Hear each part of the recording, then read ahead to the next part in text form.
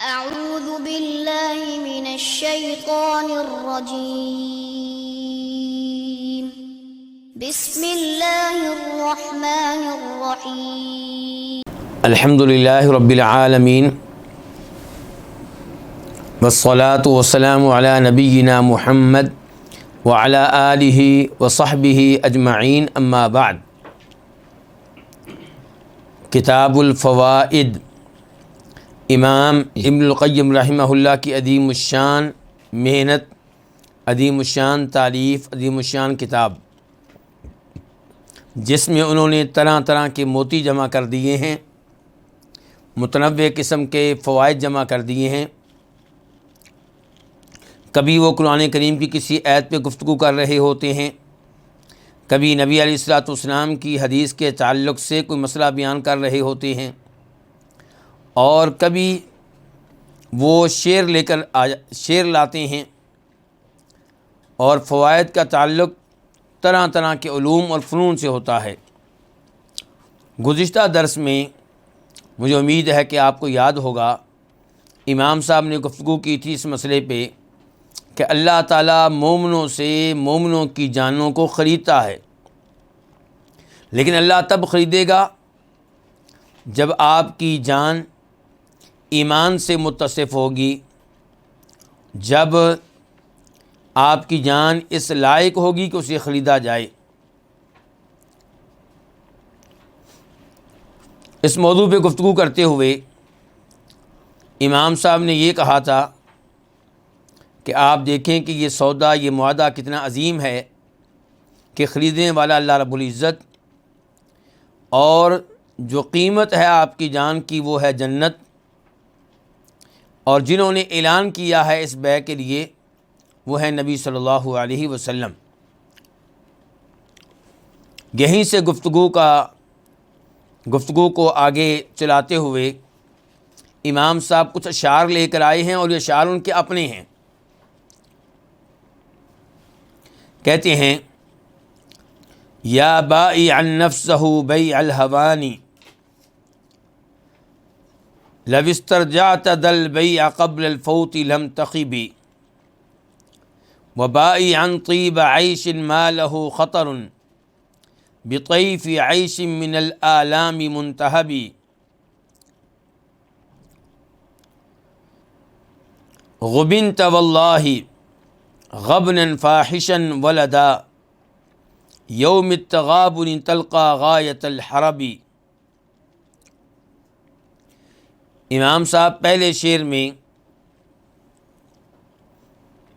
تذکرہ کر رہے ہیں اس بات کا کہ آپ اپنے نفس کی بیع اللہ تعالیٰ سے کریں تو یہ بڑی اچھی بات ہے۔ اللہ آپ کے نفس کو خریدے، اللہ آپ کی جان کو خریدے، اور اس کے بدلے میں آپ کو جنت دے، تو یہ معاہدہ بہت اچھا معاہدہ ہے، اور اس پہ گفتگو ہو چکی ہے۔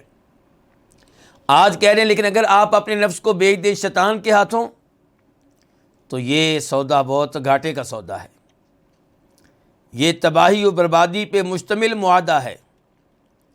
کوشش کریں کہ اس معاہدے کو کینسل کر دیں، اس کو منسوخ کر دیں، لیکن منسوخ کریں اس وقت جب منسوخ کرنے کا فائدہ ہو،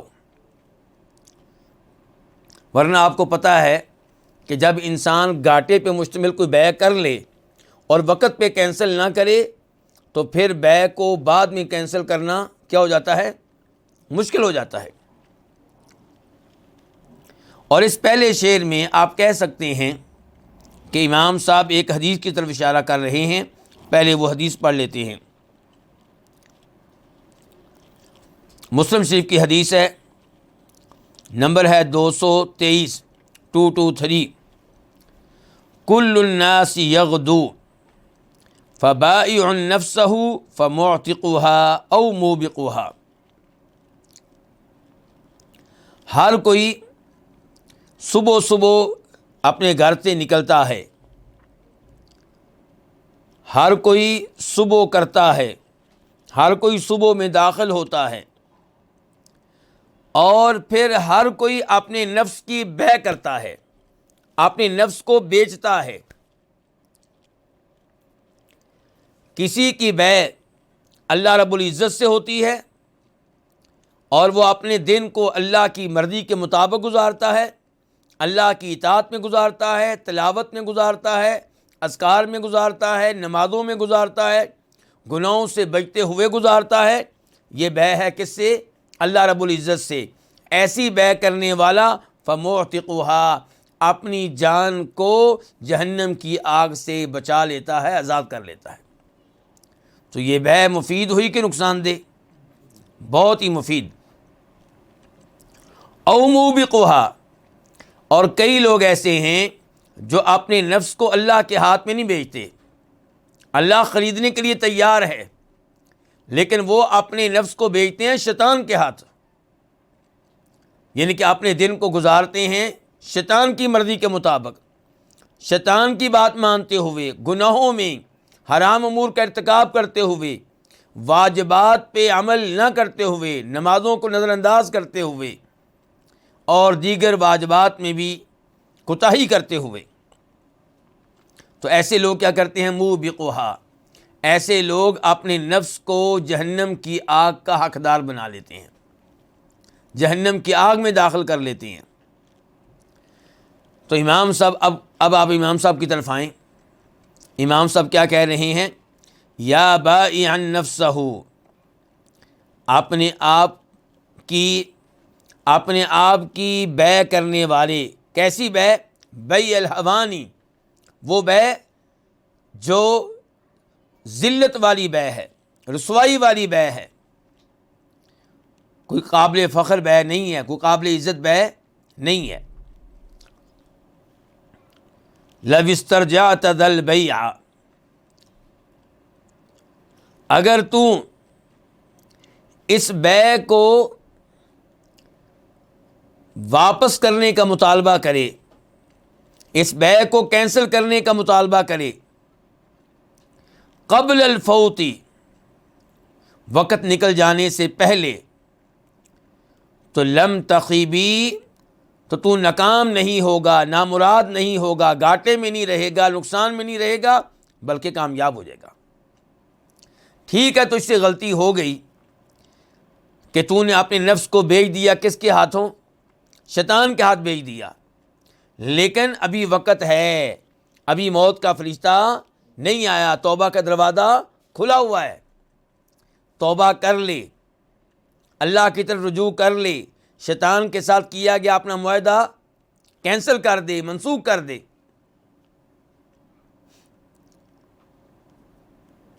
اگر تو نے اب بھی شیطان کے ساتھ کیا گیا اپنا معاہدہ منسوخ کر دیا، اس کی اطاعت سے باہر نکل آیا، اس کی بجائے رحمان کی مرضی کے مطابق زندگی گزاری، تو اب بھی تو ناکام نہیں ہوگا، کامیابی اب بھی حاصل کر سکتا ہے، ابھی وقت، ابھی تیرے پاس موقع ہے۔ اور پھر ایک وقت آتا ہے کہ جب توبہ کا فائدہ نہیں ہوتا، وہ کب؟ جب موت کا فرشتہ پہنچ جائے، جب جان نکل رہی ہو، جب قیامت کی بڑی علامات ظاہر ہو جائیں، تو ایسا وقت آنے سے پہلے آپ توبہ کر لیں، شیطان کے ساتھ کیا گیا معاہدہ کینسل کر لیں اور اللہ کے ساتھ معاہدہ کر لیں۔ اللہ کے ساتھ معاہدہ کریں گے تو آپ بڑے فائدے میں رہیں گے۔ یہ تھا امام صاحب کا پہلا شعر۔ دوسرے شعر میں فرماتے ہیں وَبَائِعًا طِيبَ عَيْشٍ مَا لَهُ خَطَرٌ بِطَيْفِ عَيْشٍ مِّنَ الْآلَامِ مُنْتَهَبِ، اور بیع کرنے والے عمدہ زندگی کی، شاندار زندگی کی، جس میں کوئی خطرہ نہیں تھا۔ اس سے مراد کون سی زندگی ہے؟ اس سے مراد جنت والی زندگی ہے، یعنی کہ آپ کو جنت والی زندگی مل رہی تھی اور جنت میں کسی قسم کا کوئی خطرہ نہیں ہے، کوئی غم نہیں، کوئی ٹینشن نہیں، کوئی پریشانی نہیں۔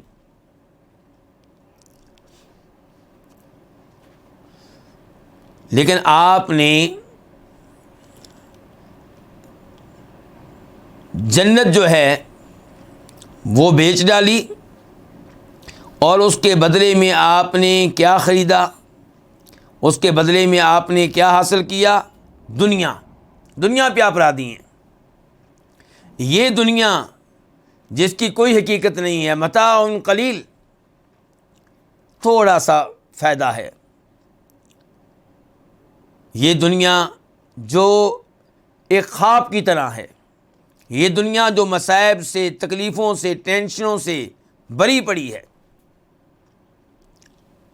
تو کہتے ہیں وَبَائِعًا طِيبَ عَيْشٍ مَا لَهُ خطر، اس عمدہ زندگی کی بیع کرنے والے جس میں کوئی خطرہ نہیں ہے۔ کس کے بدلے میں؟ بِطَيْفِ عَيْشٍ، طیف کس کو کہتے ہیں؟ خواب کو، اس خیال کو کہتے ہیں جو خواب میں آئے۔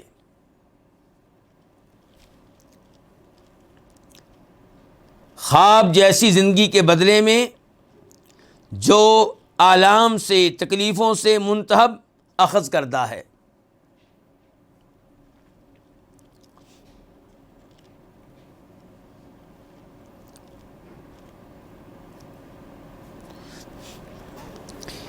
تیسرے شعر میں فرماتے ہیں غبنت واللہ غبنا فاحشا،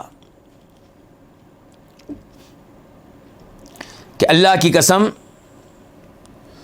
تو بہت زیادہ نقصان میں مبتلا ہو چکا ہے، بہت بڑے خسارے میں مبتلا ہو چکا ہے۔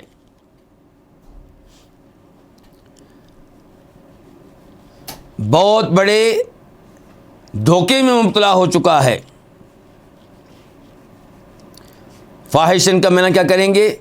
بہت بڑا، بہت زیادہ۔ غبن کس کو کہتے ہیں؟ کسی کو دھوکہ دینا بیع میں، کسی کو نقصان پہنچانا۔ اور غبینتا کہ تجھے نقصان پہنچ چکا ہے۔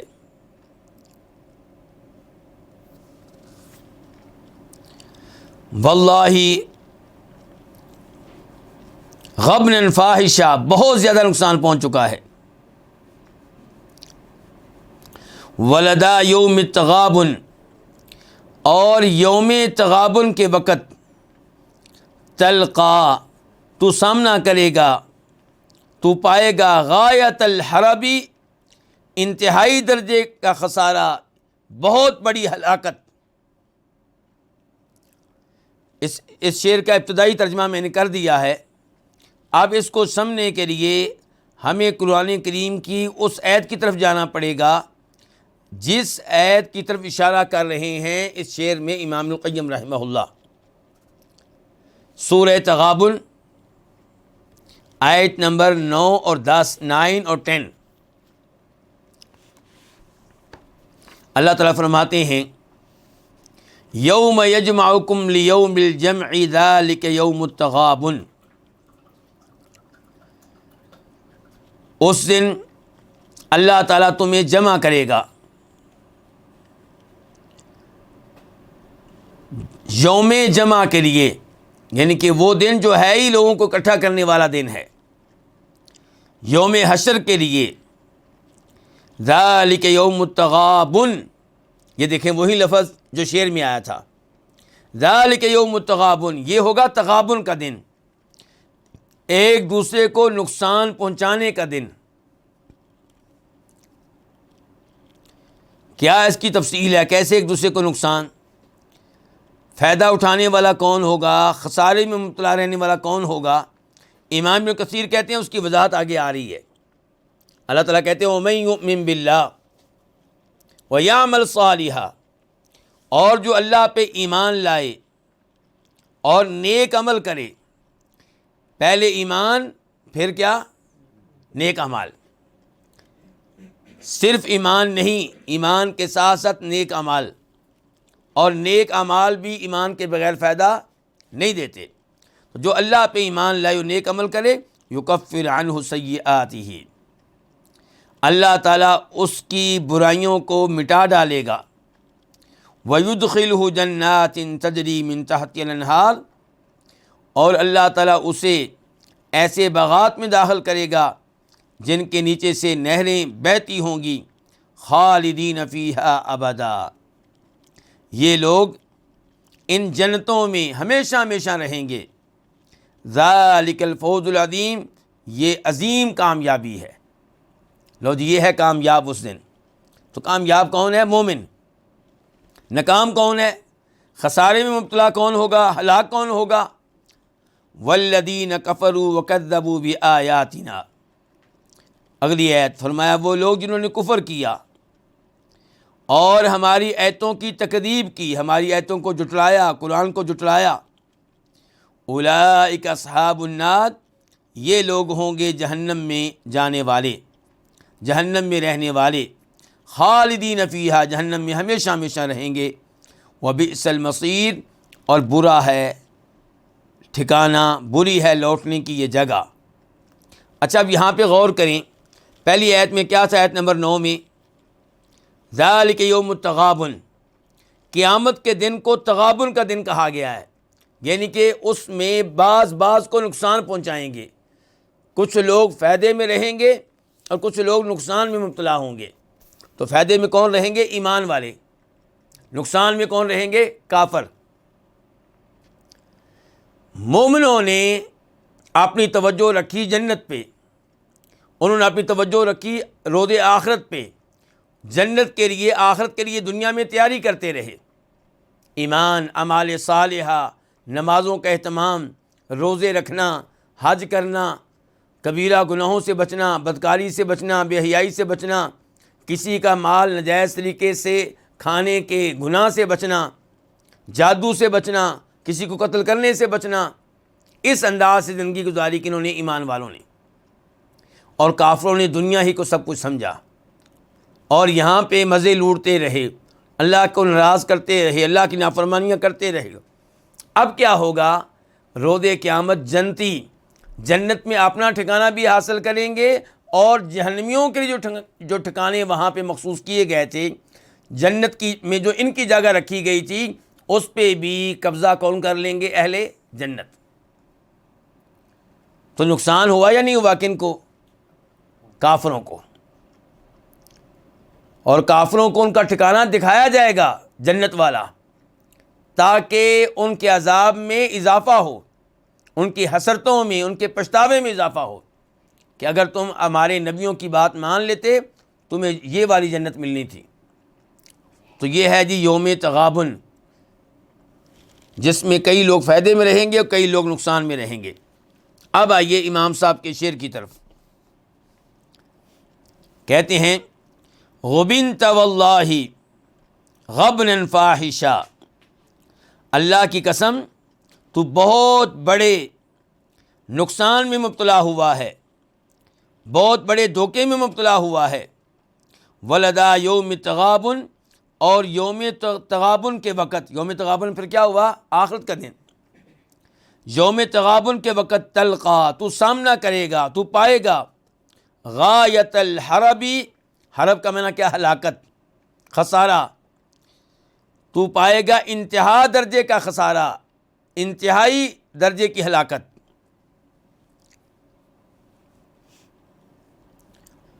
وواردن صفو عیش کلہ قدر، امامک الورد حقا لیس بالکذب، اے وارد ہونے والے، داخل ہونے والے، کس میں؟ صفو عیش، ایک عمدہ زندگی میں۔ یہاں عمدہ زندگی سے مراد دنیا ہے، یعنی کہ اپنی طرف سے تو بہترین دنیاوی زندگی گزار رہا ہے، بڑا اچھا کاروبار ہے، زبردست قسم کا گھر ہے، شاندار قسم کی گاڑی ہے، بچے ہیں، بیگم ہیں، تو بڑا مطمئن ہے۔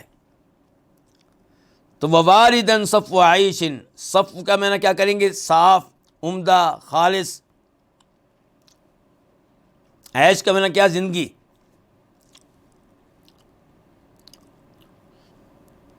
ایسی شاندار عمدہ زندگی میں داخل ہونے والے، کلہ قدر، یہ زندگی ساری کی ساری تلخ ہے، کڑوی ہے. جس کو تو بڑی شاندار زندگی سمجھتا ہے، یہ ساری کی ساری کیا ہے؟ بڑی تلخ قسم کی زندگی ہے. امامک الورد حقا لیس بالکذب، تمہارے آگے الورد حقیقی ورد ہے، حقیقی داخل ہونا ہے. حقا جو برحق ہے، لیس بالکذب جو کہ جھوٹ نہیں ہے. اچھا، یہاں پہ ورد سے کیا مراد ہے؟ یہ سوال ہے.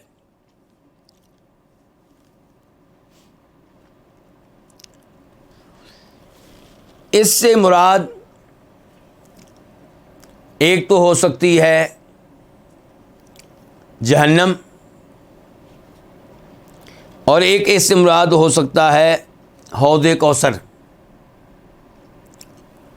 یعنی کہ یا تو امام صاحب کہہ رہے ہیں اس آدمی کو جو دنیا میں ڈوبا ہوا ہے اور دنیا کو جنت سمجھے ہوئے ہے، دنیا کی عیاشیوں میں مبتلا ہے، اس کو خبردار کر رہے ہیں کہ اس کا انجام بہت برا ہوگا.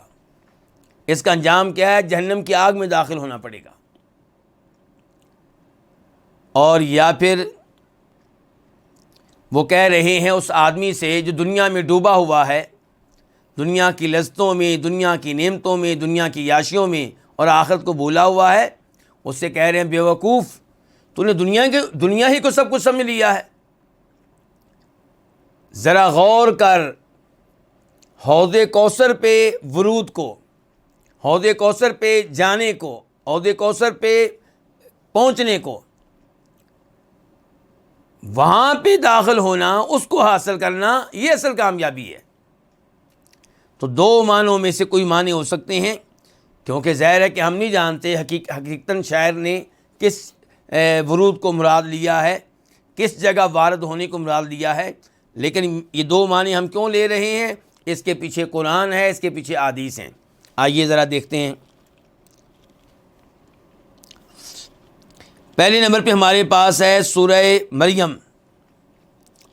اللہ تعالیٰ فرماتے ہیں وَإِن مِّنكُمْ إِلَّا وَارِدُهَا كَانَ عَلَىٰ رَبِّكَ حَتْمًا مَّقْضِيًّا. واردها، ورود کا لفظ آ گیا نا. اللہ تعالیٰ کہہ رہے ہیں تم میں سے ہر ایک نے جہنم کی آگ پہ وارد ہونا ہے، اور یہ تیرے رب کا پکا فیصلہ ہے، ہر ایک نے جہنم پہ ورود کرنا ہے. تو کیا جنتی بھی جہنم میں داخل ہوں گے؟ نہیں میرے بھائی. واردہ یالیدو جو لفظ آیا یہاں پہ وارد، اس کے دو معنی ہوتے ہیں. ایک ہے داخل ہونا، ایک ہے اوپر سے گزرنا.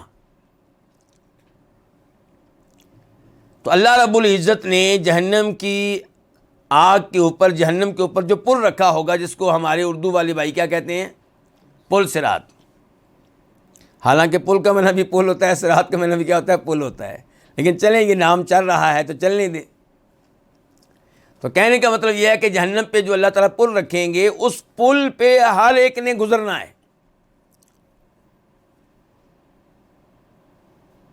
اب جو جہنم کے حقدار ہیں وہ کامیابی سے گزر نہیں سکیں گے، بلکہ جہنم میں گر جائیں گے. کیونکہ پل کیسا ہوگا؟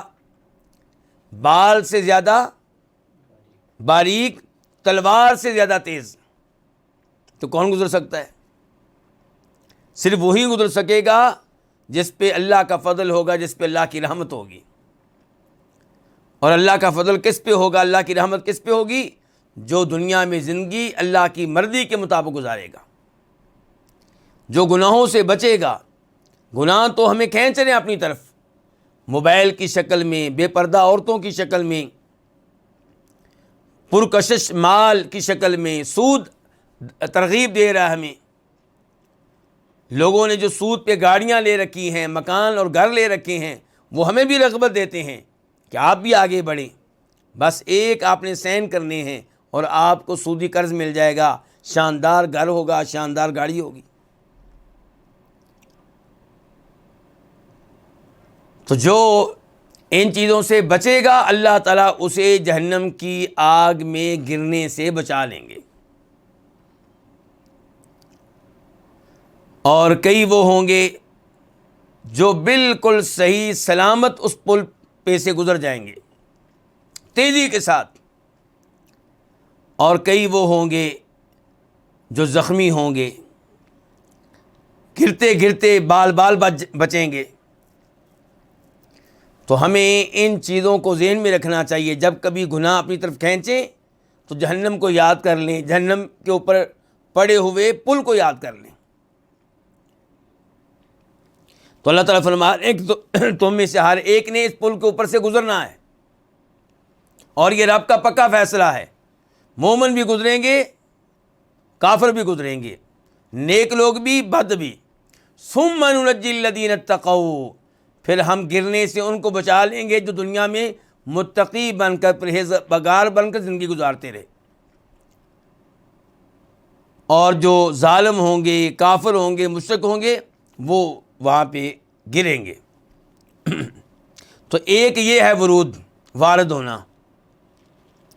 اسی کے بارے میں ایک اور آیت آتی ہے سورہ ہود میں، اللہ تعالیٰ تذکرہ کر رہے ہیں فرعون کا.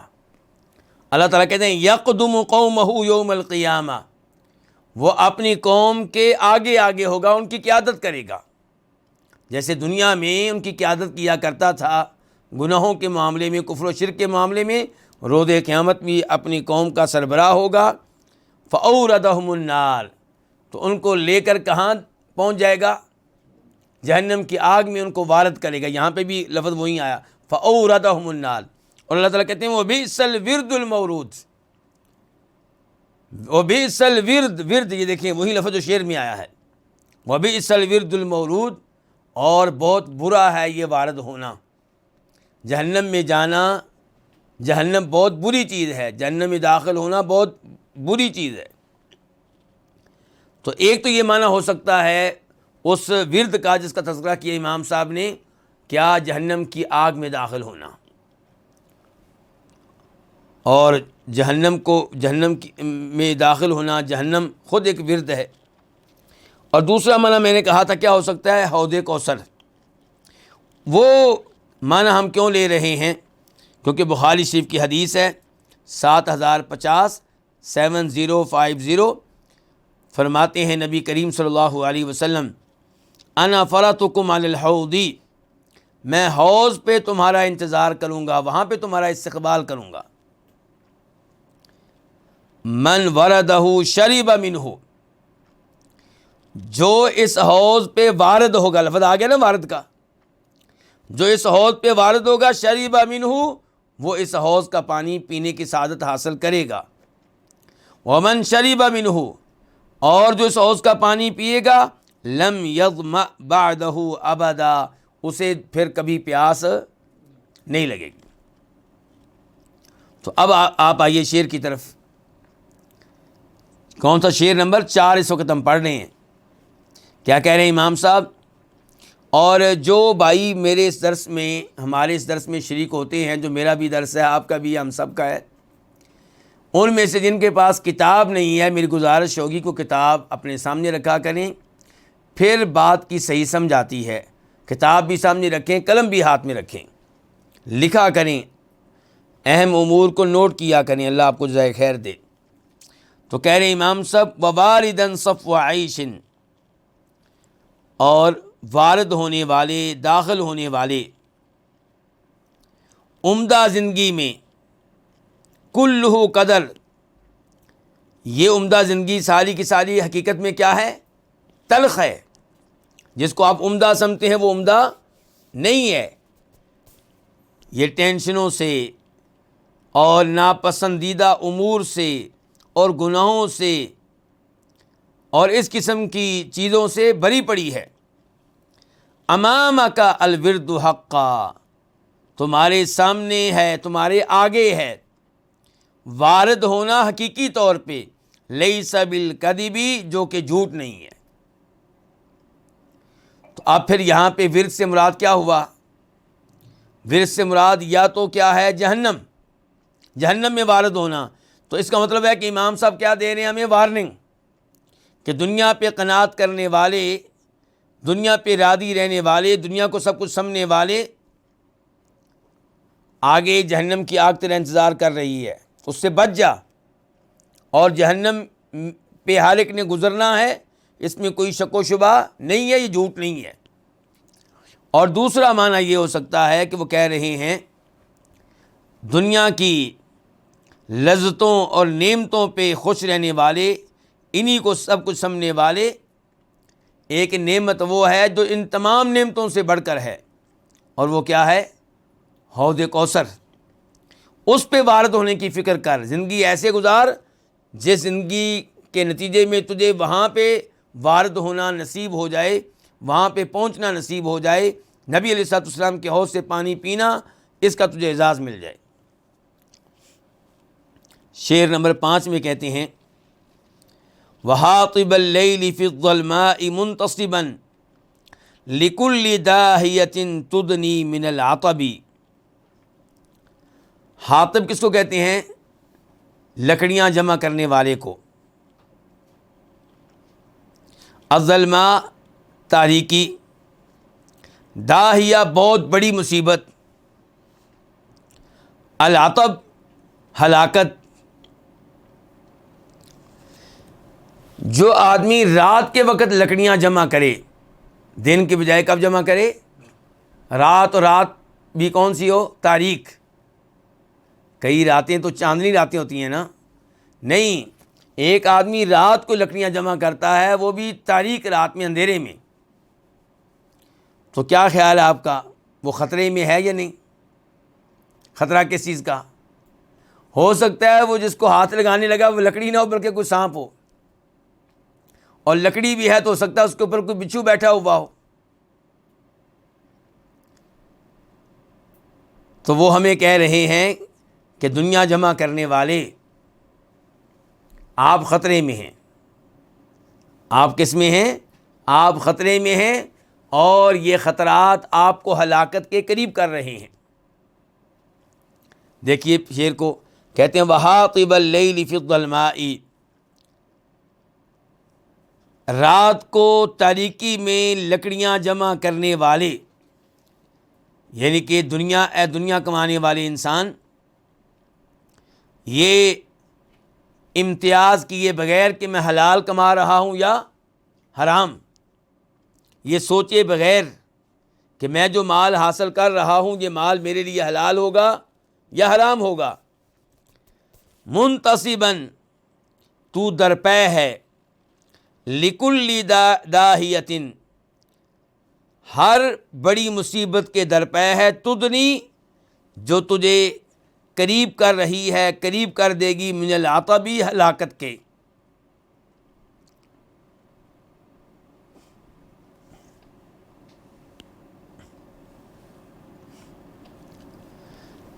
شعر نمبر 6، ترجو الشفاء بأحداق بها مرض فهل سمعت ببرء جاء من عطب۔ امام صاحب یہی اشعار اپنی ایک اور کتاب میں لے کر آئے ہیں جس کا نام ہے بدائع الفوائد۔ اس کتاب کا نام کیا ہے؟ الفوائد۔ ایک اور کتاب ہے اس کا نام کیا ہے؟ بدائع الفوائد۔ تو وہاں پہ بھی یہ شعر لے کر آئے ہیں، تھوڑی سی تقدیم و تاخیر ہے لیکن لے کر آئے ہیں۔ اور وہاں پہ موضوع کیا ہے ان کا؟ وہاں پہ وہ خبردار کر رہے ہیں کہ اپنی نگاہوں کی حفاظت کریں، اپنی نگاہوں کو حرام چیزوں پہ واقع نہ ہونے دیں۔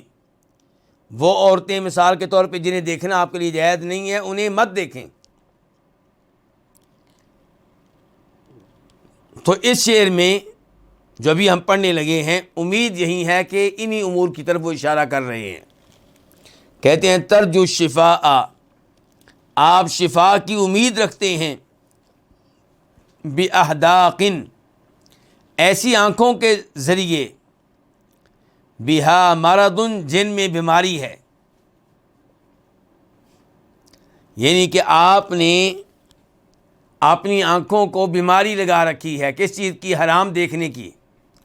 آپ حرام چیزیں دیکھیں تو آپ کی آنکھوں، آپ کو مزہ آتا ہے، آپ کو لطف آتا ہے۔ تو پھر اب آپ کو شفا کیسے ملے گی؟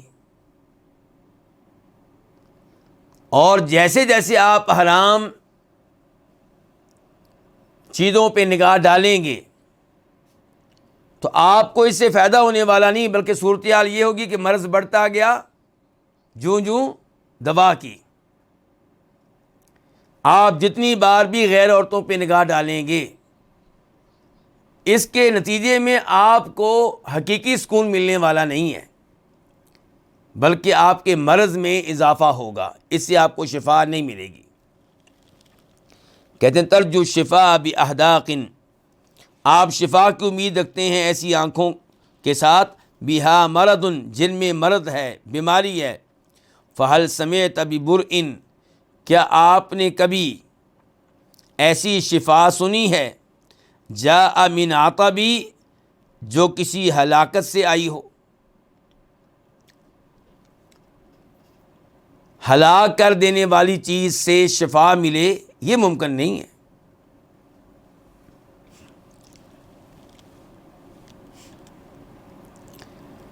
اس کے بعد امام صاحب فرماتے ہیں وَمُفْنِيًا نَفْسَهُ فِي إِثْرِ أَقْبَحِهِمْ وَصْفًا لِلَطْخِ جَمَالٍ فِيهِ مُسْتَلَبِ، اپنے آپ کو فنا کر دینے والے، اپنے آپ کو ہلاک کر دینے والے، ان میں سے کسی کبیر ترین کے پیچھے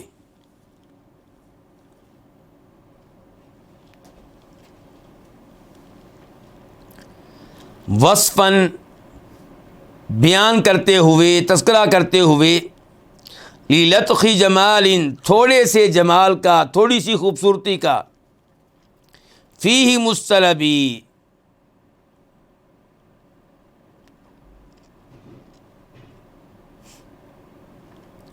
وہ تھوڑا سا جمال جو چھن جانے والا ہے، جو ختم ہو جانے والا ہے۔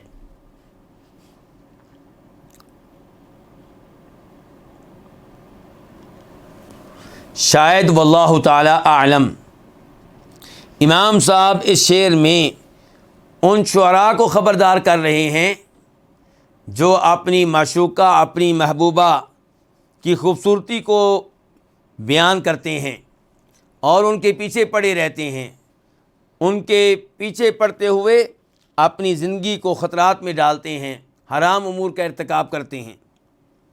تو کہتے ہیں مفنیا نفسہ فی اثر اقباحہم، اپنے آپ کو فنا کر دینے والے ان میں سے کسی کبھی ترین کے پیچھے تذکرہ کرتے ہوئے تھوڑے سے جمال کا، تھوڑی سے حسن و جمال کا، جس کو چھن جانا ہے، جس کو ختم ہو جانا ہے، جو باقی نہیں رہے گا۔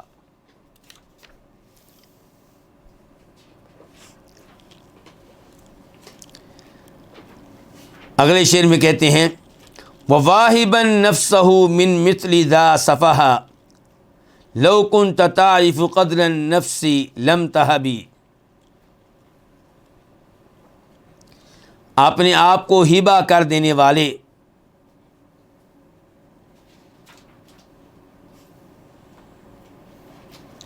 صفحاً بیوقوفی کرتے ہوئے، من مثل ذا اس جیسے کو،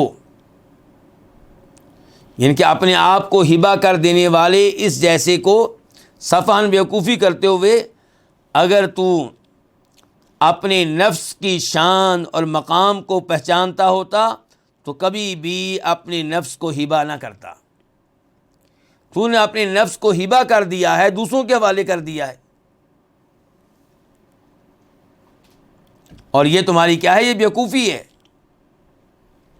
تمہیں اپنی جان کی قدر و قیمت کا احساس نہیں ہے۔ اگر تمہیں احساس ہوتا کہ تمہاری جان کتنی قیمتی ہے، تم کبھی بھی اپنے نفس کو اس جیسے لوگوں کو ہبہ نہ کرتے۔ کہتے ہیں شاب الصبا والتصابی بعد لم یشبی وضاع وقتک بین اللہو واللعب، شابہ کس کو کہتے ہیں؟ بوڑھا ہو گیا، الصبا بچپنا، بچپنا بڑھاپے میں تبدیل ہو چکا، یعنی کہ کیا ابھی تم کیا ہو چکے ہو؟ بوڑھے ہو رہے ہو، قبر تمہارے قریب آ چکی ہے، موت کا وقت بہت قریب آ چکا ہے۔ بچپنا بڑھاپے میں تبدیل ہو چکا۔ والتصابی بعد لم یشیبی، التصابی اس کا معنی کیا ہے؟ کھیل کود، بچوں والی حرکتیں۔ بچوں کا کام کیا ہوتا ہے؟ سارا دن کھیلنا کودنا، کوئی انہیں فکر نہیں نماز کی، کوئی انہیں فکر نہیں اللہ رب العزت کی، کوئی انہیں خیال نہیں اپنے مستقبل کا۔ تو کہتے ہیں تمہارا بچپنا تو بڑھاپے میں تبدیل ہو چکا، لیکن بچپنے والی حرکتیں تمہاری، کھیلنے کودنے کا کام، بعد لم یشیبی، ابھی تک یہ اپنے اختتام کو نہیں پہنچا، یہ بڑھاپے کو نہیں پہنچا۔ یعنی کہ عمر کے لحاظ سے تمہارا بچپنا ختم ہو چکا، لیکن حرکتوں کے لحاظ سے، عادات کے لحاظ سے تمہارا بچپنا ختم ہونے کا نام ہی نہیں لے رہا۔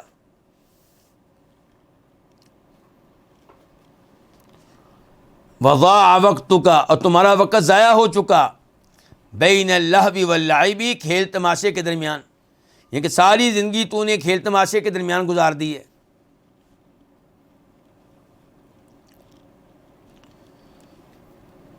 والشمس عمرک قد حان الغروب لها، اور تمہاری عمر کا سورج اس کے غروب ہونے کا وقت آ چکا، یعنی کہ تمہاری زندگی ختم ہونے کا وقت آ چکا، موت کا وقت قریب آ چکا، تمہاری عمر کا سورج اس کے غروب ہونے کا وقت آ چکا۔ والفیء فی الافق الشرقی لم یغب، جب کہ مشرق کی جانب کا سایہ غائب نہیں ہوا۔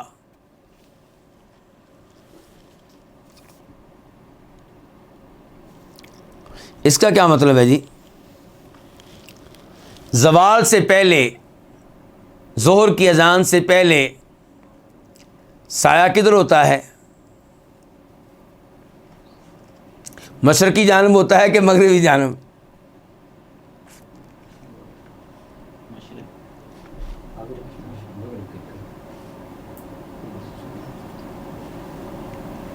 سورج جب نکلتا ہے تو سایہ کدھر ہوتا ہے؟ یعنی کہ جب سورج نکلتا ہے اس وقت کا سایہ، اس وقت کا سایہ جو ہے وہ کب غائب ہوتا ہے؟ وہ غائب ہوتا ہے جب ظہر کی اذان ہوتی ہے، یعنی کہ زوال کا وقت جس کو کہتے ہیں، اور زوال کے بعد سورج پھر منتقل ہو جاتا ہے مغربی جانب۔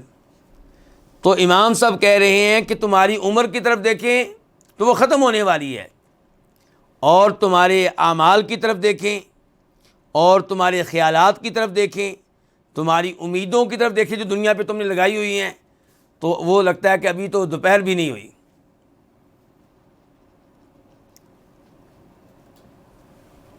ابھی آپ نے بڑی لمبی امیدیں لگائی ہوئی ہیں، ابھی تو آپ سمجھتے ہیں کہ میری آدھی عمر ہوئی ہے، ابھی آدھی باقی ہے۔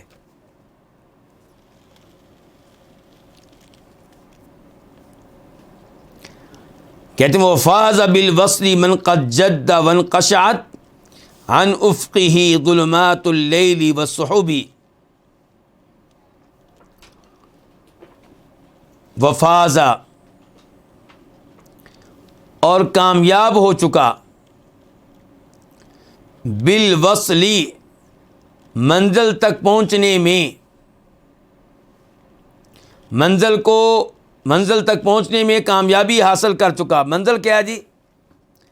جنت تک پہنچنے میں، اللہ تعالیٰ تک پہنچنے میں، اللہ کی اطاعت کو پانے میں، اللہ کی رضامندی کو پانے میں، اللہ کی محبت کو پانے میں۔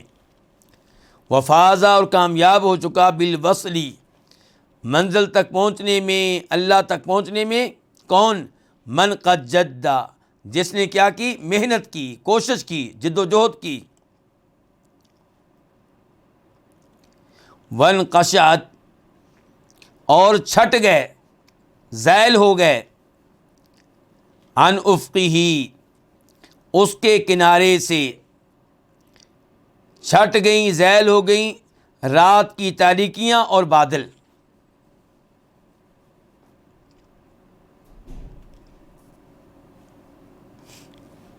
اس شعر میں کیا کہنا چاہتے ہیں کہ کامیاب وہ ہوگا دنیا میں، نمبر 1 جو محنت کرے، نمبر 2 جس پہ اللہ کا فضل ہو جائے، اللہ کی رحمت ہو جائے. صرف محنت سے کام نہیں چلتا، اور اللہ پہ امیدیں لگا لینے سے، دعائیں کر لینے سے کام نہیں چلتا جب تک کہ ساتھ محنت نہ کی جائے. یہ 2 چیزیں کیسے آئی ہیں یہاں پہ؟ من قد جدہ، اس میں محنت کا تذکرہ ہے. وانقشعت عن افقہ، ظلمات اللیل والسحب، اس میں رب کے فضل و کرم کا تذکرہ ہے. اللہ تعالیٰ فرماتے ہیں سورہ بقرہ میں، اللہ ولی الذین آمنوا، اللہ دوست ہے کن کا؟ ایمان والوں کا. یخرجہم من الظلمات الی النور، اللہ ان کو تاریکیوں سے نکال کے کدھر لے کر آتا ہے؟ روشنی کی طرف. تو اللہ تعالیٰ ہے جو لوگوں کو تاریکیوں سے نکال کے روشنی کی طرف لے کر آتا ہے. یہ انعام اللہ تعالیٰ کرنے والا ہے، یہ اللہ کی مہربانی ہے. تو کہتے ہیں وفاز بالوصل، کامیاب ہو چکا، بالوصل، منزل مقصود تک پہنچنے میں. کون؟ من قد جدہ، جس نے محنت کی، اللہ کی اطاعت کی، نیک اعمال بجا لائے، گناہوں سے بچا. وانقشعت عن افقہ، اور جس کے افق سے رات کی تاریکیاں اور بادل چھٹ گئے، یعنی کہ جس کو اللہ نے شرک سے بچا لیا، گناہوں سے بچا لیا، بدعات سے بچا لیا. کم ذت تخلف، کس قدر ہے یہ پیچھے رہنا.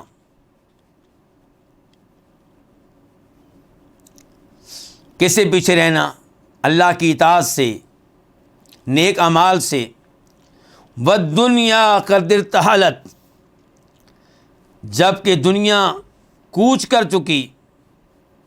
ورسل ربک قد وافدک فی الطلب، اور تیرے رب کے نمائندے، تیرے رب کے بھیجے ہوئے، تیرے رب کے رسول تیرے پاس پہنچ چکے. فی الطلب، طلب کرنے میں، تمہارا تعاقب کرنے میں، تم سے مطالبہ کرنے میں. اس شعر میں کیا کہا امام صاحب نے کہ رب کے نمائندے آ چکے، انبیاء کرام علیہم السلام اللہ کا پیغام لا چکے، انبیاء کرام کے وارث علماء کرام تم تک پہنچ چکے، اللہ کی طرف سے ڈرانے والے بہت سے آ چکے. سفیدی تمہاری داڑھی میں، یہ بھی اللہ کی طرف سے ایک ڈرانا ہے.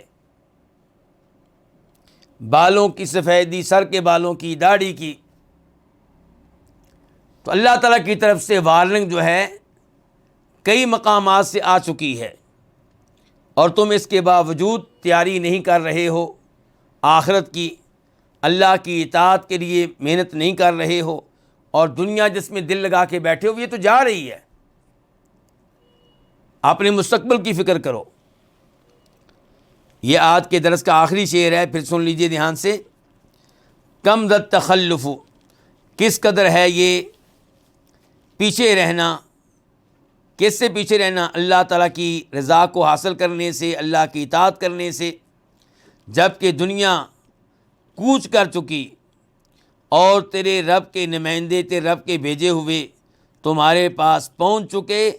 فی الطلب، طلب کرنے کے لیے، مطالبہ کرنے کے لیے، تمہارا تعاقب کرنے کے لیے، تمہاری روح کو قبض کرنے کے لیے اللہ کے فرشتے آ چکے. یہ بھی اس کا معنی مراد ہو سکتا ہے. یہیں پہ آج کے درس کا اختتام کرتے ہیں. ایک تو شعروں کے لحاظ سے درس بھی کچھ مشکل ہے، اور کچھ آج عبد المحسن بھائی نے بتایا تھا کہ شیخ منیر قمر صاحب کا درس ہے، اللہ تعالیٰ ان کی حفاظت فرمائے، شاید حج کے موضوع کے اوپر. تو وہ زوم کے اسی یعنی کہ جگہ سے ہی وہ نشر ہوگا. اللہ رب العزت ہم سب کو قرآن و حدیث کا علم لینے کی توفیق عنایت فرمائے. وصلی اللہ تعالی علی نبینا محمد وعلی آلہ وصحبہ اجمعین.